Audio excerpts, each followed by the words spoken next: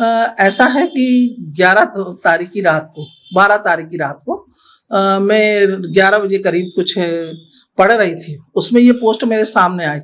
ये अजय तिवारी जी हैं, दिल्ली यूनिवर्सिटी के पढ़े लिखे, और आज भी वो पोस्ट मौजूद है उनकी वॉल पर।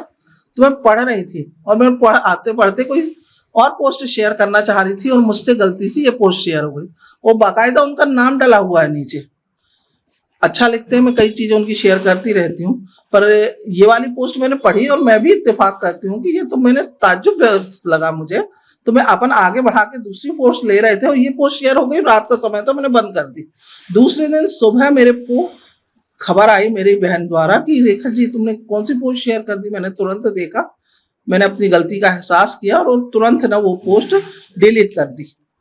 ये तुरंत ही शाम को कुछ मेरे को समझ में आया कि इसका विरोध हो रहा है, तो मैंने अपनी सोशल मीडिया की वॉल से जिससे मैंने शेयर की थी, मैंने उसकी माफी तुरंत क्षमा याचना डाल दी, माफी मांग ली कि मैंने तो संज्ञान अज्ञानतावश मेरे से ये पोस्ट शेयर हुई थी और संज्ञान में आते से ही मैंने पोस्ट भी डिलीट कर दी तुरंत।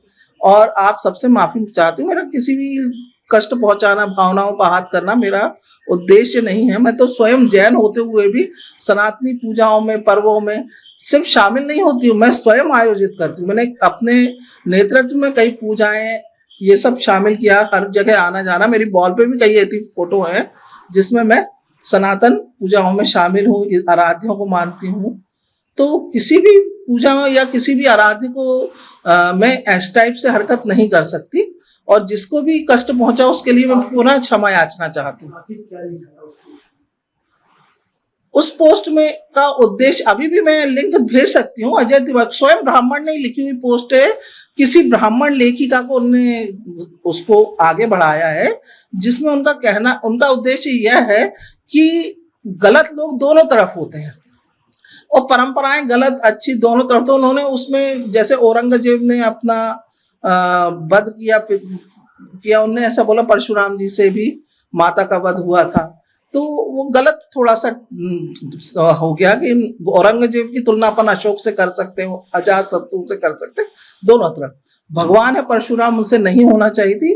वो मैंने बाद में पढ़ा और महसूस किया कि ये गलत है, और मैंने तुरंत उसको डिलीट करके और उससे क्षमा याचना कर ली।